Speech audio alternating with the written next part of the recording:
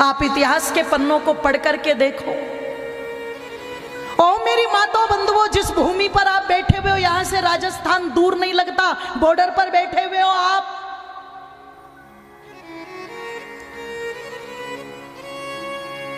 और अठे कठे तो चलती है, इधर भी चल रही है और उधर भी चल रही है जी। पहनावा तो चल ही रहा है, धरती तो वही है, वंशज तो उन्हीं के बैठे हुए हैं। अगर उसी राजस्थान की मिट्टी के इतिहास को आप पढ़ करके देखो तो जरा विचार करना, जिस समय राणा सांगा नहीं रहे थे और रानी कर्मवती, और गोद में छोटा सा उदय सिंह, और पता लगा कि जिम्मेदारियों को संभालते संभालते, कर्तव्यों को संभालते संभालते चिंता से घिरी हुई रानी कर्मवती को भी लगा कि मैं जीवित नहीं रहूंगी। चारों तरफ दृष्टि दौड़ाई उस देवी ने, किस पर विश्वास करूं, किसे अपने बालक की जिम्मेदारी दूं, कौन मेरे उदय के प्राणों की रक्षा कर सकता है। और मेरी माताओं बंधुओं, निवेदन कर दूं, उसे पूरे महल के अंदर कोई ऐसा विश्वास पात्र व्यक्ति नजर नहीं आया, क्योंकि वो जानती थी सत्ता दासी पुत्र बनवीर के हाथों में है। ये सत्ता का लोभी मेरे मरते ही तुरंत उदय सिंह की गर्दन पर तलवार चलाएगा, और मेरे जीवन का भी कोई भरोसा नहीं है। मां है और मां मर जाएगी, पर अपने बच्चे पर आंच नहीं आने देती। वो कोशिश करती है चाहे मेरे प्राण चले जाए पर मेरा बालक सुरक्षित रहे। सोचा विचारा, बहुत चिंतन किया, और बहुत चिंतन करने के बाद में, आप चिंतन करना, एक घर में काम करने वाली, जिसको हम दाया कहेंगे, बच्चों को संभालने वाली, बताओ उसकी क्या औकात, क्या बिसात। पर व्यक्ति जगह बना लेता है अपनी। कहा ना मैंने आरंभ में, जो अपनी पात्रता को अच्छे से निभा जाएगा, चाहे रोल छोटा सा हो, चाहे छोटा रोल, पर जिसने उस छोटे रोल में भी अपने आप को बिल्कुल समर्पित कर दिया, मिटा दिया, ऐसे मिटा दिया जैसे एक बीज मिट्टी में जाकर के मिट जाता है। और अगर बीज ना मिटे तो बताओ पौधा निकल जाएगा क्या? बीज मिट करके एक वृक्ष को जन्म देता है। छोटी सी पात्रता में भी जो अपने आप को मिटा दे, भुला दे, अपने आप उसका रोल बड़ा हो जाता है। पूरे महल में रानी कर्मवती को एक दाया नजर आई, एक दूध पिलाने वाली दाया, बच्चे को पालने वाली, संभालने वाली दाया। और उस दाया को अपने पास में बुलाया। नाम क्या था? पन्ना। अनमोल होता है पन्ना। नाम की भी पन्ना थी, काम की भी पन्ना थी। बुला लिया, और बुला करके वो उदय सिंह उसकी गोद में दे दिया। ले, अब उसे लगा रोज तो देती है रानी मुझे, खिलाने के लिए, नहलाने के लिए, इसे सुलाने के लिए, दूध पिलाने के लिए, आज भी वैसे ही दिया होगा। पूछा पन्ना ने, रानी सा दूध पिलाऊं कुंवर सा को, नहलाऊं, क्या करूं? बोले सुन, आज इसलिए नहीं दिया कि इसे दूध पिलाना है कि नहलाना है, क्या करना है, वो ध्यान से सुन। एक होती है जननी जो जन्म देती है, और एक होती है मां जो पालती है, निर्माण करती है। जन्म देने से मां नहीं बनती कोई, ध्यान से सुनना। तुम बालक को पैदा करके सोचो मैं तो बन गई मां, ना, जब तक तुम उसका निर्माण न कर दो तुम मां नहीं हो, जननी हो तुम। इसलिए कृष्ण जी को देवकी नंदन कम कहा जाता है और यशोदा नंदन, जोर से बोलो, यशोदा का नंद लाला ब्रज का उजाला है, मेरे लाल से तो सारा जग झिलमिलाना। स्थान स्थान पर यशोदा जी का नाम आता है कि नहीं आता है? जन्म देने वाली से पालने वाली का स्थान हमेशा बड़ा है। ओ मेरी माताओं, रानी ने भी यही बोला, मैंने इसे जन्म दिया है, मैं जननी हूं, पर मां का सौभाग्य तुझे दे रही हूं, तुझे मां बनना है, बनना।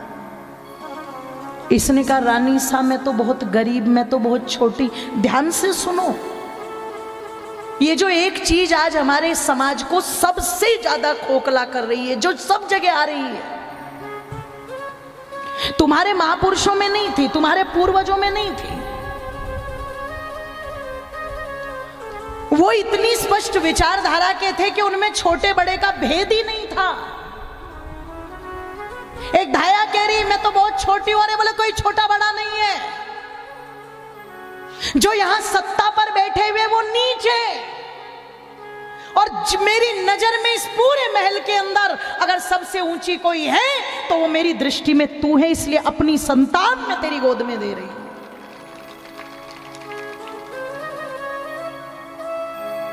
मुझे नहीं लगता कि अब मैं बचूंगी,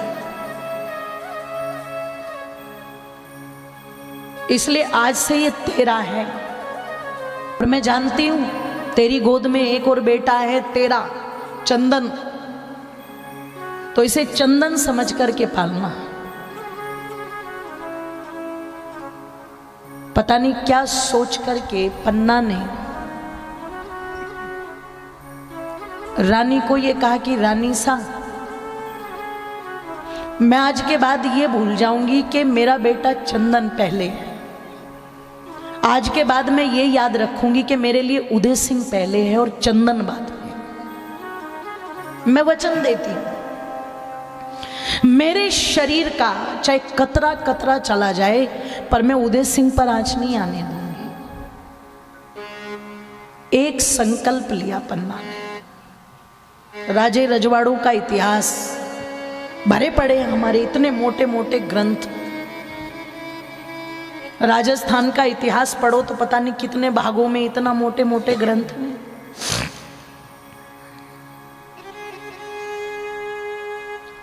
पता नहीं कितनी धाए रही होंगी महलों में। किसका नाम आता है? पन्ना का। क्यों? अपने लिए नहीं, जिसने दूसरे के लिए, समाज के लिए अपने आप को अर्पित कर दिया। और आप क्या सोचते हो इस अर्पण करने में, समर्पण करने में? मैं कहना चाहूंगी जो हमारे भाई समाज का काम करते हैं, संगठन का काम करते हैं, आपको क्या लगता है? ध्यान रखना, रोटी खाना अपने घर से और गाली खाना दूसरों की। अगर इतना जिगरा हो तो समाज का काम करने के लिए निकलना, और अगर तुम्हें बुरा लगे तो अपने घर में ही चादर तान के आराम से पड़े रहना। क्योंकि तुम जब जब कुछ अच्छा करने के लिए चलोगे तब तब तुम्हारा विरोध होगा। एक दिन तुम्हें लोग खड़े होंगे, गालियां देंगे, पर जिसने इन कालों से उन गालियों को सुन लिया, मेरा ये भी वादा है एक दिन वही लोग उनके लिए तालियां जरूर बजाएंगे। ध्यान रखना, ये सबके साथ हुआ है। कुर्बानी देनी पड़ती है। रानी कर्मवती नहीं रही। अब बनवीर को लगा कि इस सत्ता का मालिक मैं ही बना रहूं, आगे तक बना रहूं, तो बस उसके लिए एक ही काम करना है, मुझे उदय सिंह को मारना है। योजना बना ली, एक भव्य उत्सव की घोषणा कर दी। उत्सव मनाएंगे मेवाड़ में। बनवीर ने सोचा उत्सव के बहाने उदय सिंह को मार दूंगा, किसी को पता नहीं लगेगा, बाद में ये घोषणा कर देंगे पता नहीं कौन आया और कौन मार गया। ये योजना बनी और इस योजना का पता पन्ना धाय को लग गया। ओ मेरी माताओं, कहा जाता है उदय सिंह के कपड़े उतार के, मैले कुचेले कपड़े पहना करके, थोड़ी सी भांग चटा करके, और कहते जब नशे में हो गया बालक तो एक फूलों की बड़ी सी टोकरी में किरत नाम के एक सैनिक के हाथ बड़ी चालाकी के साथ में उदय सिंह को बाहर निकलवा दिया और पहुंचा दिया सरदारों में।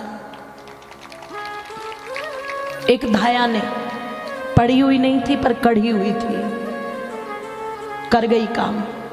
अब प्रश्न उठा, आएगा तो जरूर बनवीर, पूछेगा तो जरूर कहां है उदय सिंह। उसके पूछने पर बताना पड़ेगा कि कहां है उदय सिंह, तो क्या करो? तो जो उसका अपना बेटा था चंदन, उसको उदय सिंह के कपड़े पहना दिए, अपने सगे बेटे को, जिसे 9 महीने गर्भ में रखा, जिसे अपने सीने का दूध पिलाया, इतने कष्टों से जिसे पैदा किया, उसे वो राजसी कपड़े पहना दिए, उसी प्रकार से श्रृंगार कर दिया, सब कुछ कर दिया और लिटा दिया उसी पलंग के ऊपर, उस शाही पलंग के ऊपर जिस पर उदय सिंह लौटता था। मेरी माताओं कहते हैं उत्सव था, बाजे गाजे बज रहे थे, सब लगे थे, और बनवीर ने मौका देखा, आया तलवार लेकर के, बड़ी चालाकी के साथ महलों में प्रवेश किया, और महलों में प्रवेश करके कहते हैं कक्ष में जाकर के पन्ना से पूछा, पन्ना बता कहां है उदय सिंह। मेरी माताओं जरा चिंतन करना, विचार करना एक बार, कितना बड़ा त्याग था उस देवी का, कितना बड़ा संकल्प था उस देवी का। उसने तुरंत अपना हाथ उठा करके उंगली का इशारा कर दिया, किस तरफ? जहां उसका अपना बेटा लेटा हुआ था। और चिंतन करना, वो मां देख रही है कि जो आया है खिलौने लेकर के नहीं आया है, फूल हार लेकर के नहीं आया है, वो फलियां मिठाइयां लेकर के नहीं आया है। क्या लेकर के आया बोलो? तलवार लेकर के आया।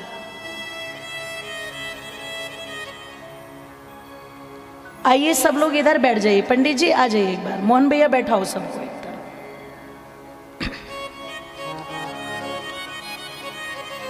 बोलिए सत्य सनातन वैदिक धर्म की जय हो। माँ देख रही है कि जो आया है वो मिठाइयाँ लेकर के नहीं आया, फल लेकर के नहीं आया, माला लेकर के नहीं आया, फूल लेकर के नहीं आया, चमचमाती तलवार लेकर के आया है। और सोचना, पीछे से बेटे का एक्सीडेंट हो जाए, पीछे से बेटा कुछ कर ले, कई बार तो माँ को बताते तक भी नहीं।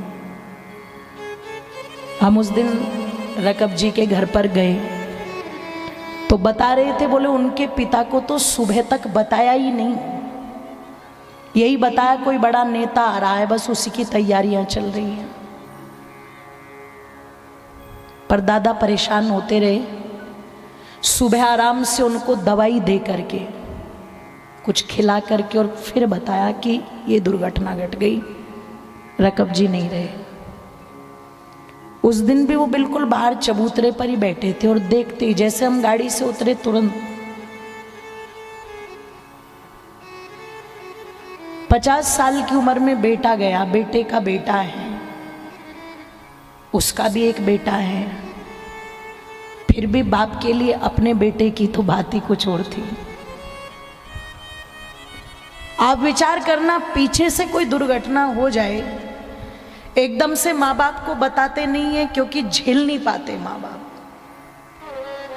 और एक बार बस मेरे साथ जुड़ जाना, एक बार अपने आप को रख करके देखना उस घटना पर कि जहां महल के अंदर तलवार है बनवीर के हाथ में, और एक माँ ने अपनी बेटे को लिटाया हुआ है बिस्तर पर, और जो हत्यारा आया है पाप करने के लिए, उस नन्हे से बालक के शरीर के टुकड़े टुकड़े करने के लिए, वो उसी की माँ से पूछ रहा है कि बता कहाँ है उदयसी, और वो चुपचाप उंगली का इशारा कर देती है, वो रहा।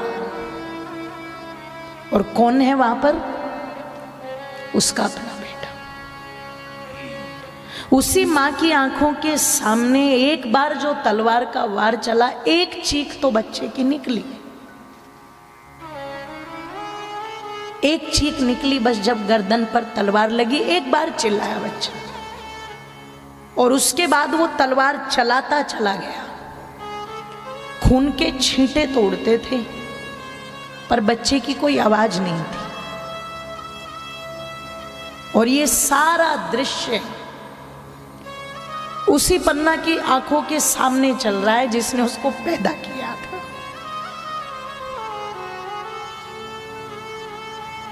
हम लोग थोड़ा थोड़ा सा कार्य करके ये ना सोचे कि हमने बहुत बड़े काम कर दिए। आज जिनके कारण तुम बैठे हो ना, तिलक लगा करके, पगड़ी धारण करके, तुम यज्ञ कर रहे हो, तुम वेद की कथा कर रहे हो, तुम सनातन धर्म से जुड़े हुए हो, अगर वो त्यागी तपस्वी पवित्र आत्माएं ना होती तो आज यहां मस्जिद की स्थापना होती। यहां कोई गुरुकुल बनने वाला नहीं था, गौशाला बनने वाली थी।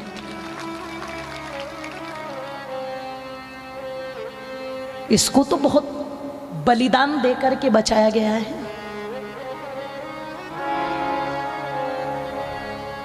और आप विचार करना, काट करके उस बालक को, खून से सनी तलवार को हवा में लहरा करके हंस रहा है, और वो चुपचाप देख रही है, रो नहीं रही, इसे शक ना हो जाए, चिल्लाई नहीं, इसे शक ना हो जाए, चुपचाप बैठी रही, पत्थर बन करके बैठी रही। और कुछ पंक्तियां लिखी वहां लिखने वाले ने कि बस खड़ी रही पत्थर की तरह,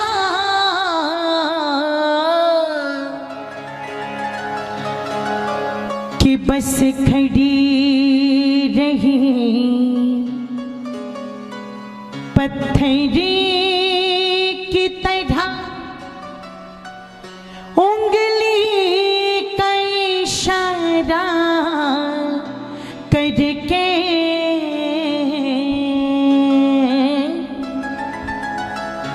अंदर से ममता का प्यार आता था उभर उभर के,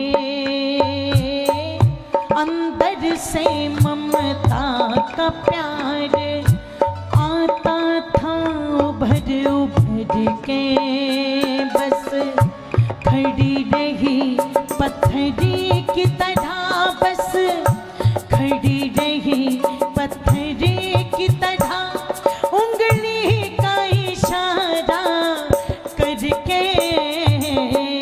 अंदर से ममता का प्यार आता था उभर उभर के, बस अंदर से ममता का प्यार आता था उभर उभर के, बस अंदर से ममता का प्यार आता था उभर उभर के।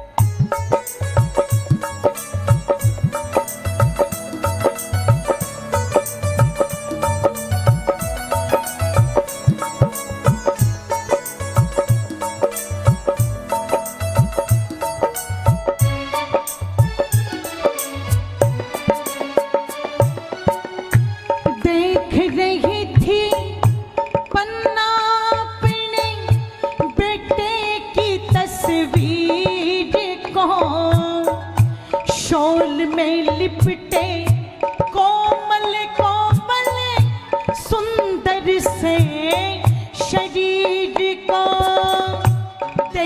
रही थी पन्ना अपने बेटे की तस्वीर को, शोल में लिपटे कोमल कोमल सुंदर से शरीर को, राज की सत्ता पागल कर गई आज दिखे बनवीर को, जालिम ने बच्चे के पेट में कौप दिया शमशीर को, जालिम ने बच्चे के पेट में कौप दिया शमशीर को, एक चीख निकली लहू लग गया, एक चीख निकली लहू लग गया, चारों तरफ खंजर के अंदर से ममता का प्यार आता था उभर उभर के, बस अंदर से ममता का प्यार आता था उभर उभर के, खड़ी रही पत्थरी की तरह, बस खड़ी रही पत्थरी की तरह, हाथों का इशारा करके अंदर से ममता का प्यार आता था उभर उभर के, अंदर से ममता का प्यार आता था उभर उभर के।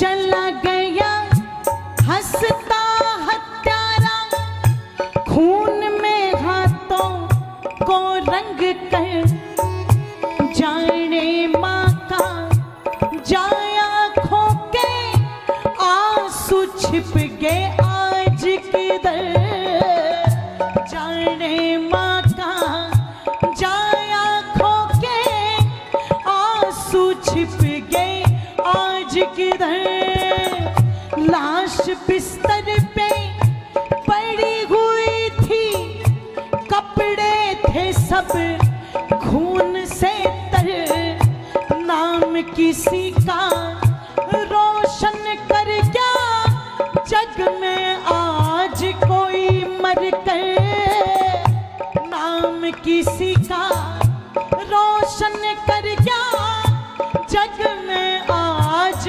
कोई मर कर, ओ पाषाण हृदय माता गया, ओ पाषाण हृदय माता गया, तेरा नाम अमर करके, अंदर से ममता का प्यार आता था उभर उभर के,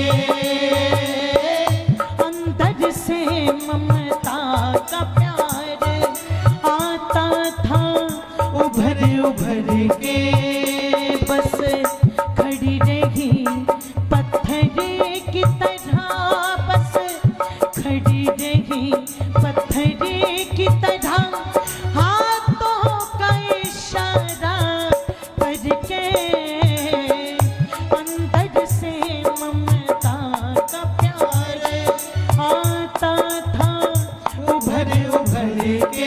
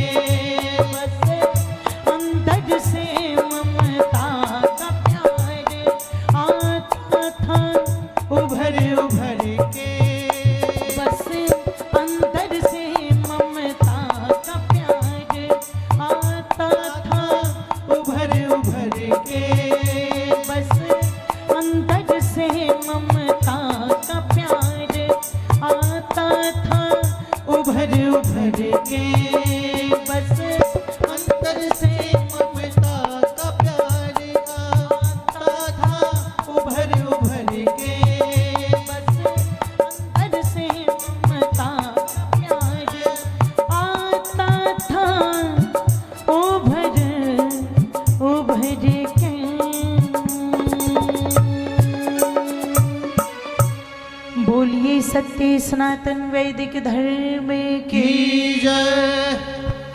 कितना त्याग, कितना तप और कितना साहस रहा कि जिसने उदय सिंह को बचाने के लिए अपने ही बच्चे की बलि चढ़ा दी। और वो कोई निर्दयी क्रूर माता नहीं थी, पर वो देवी जानती थी, वो जानती थी कि जननी जने तो भक्त जन, या दाता या शूर, और नहीं तो जननी बांझ रहे काहे गवाए।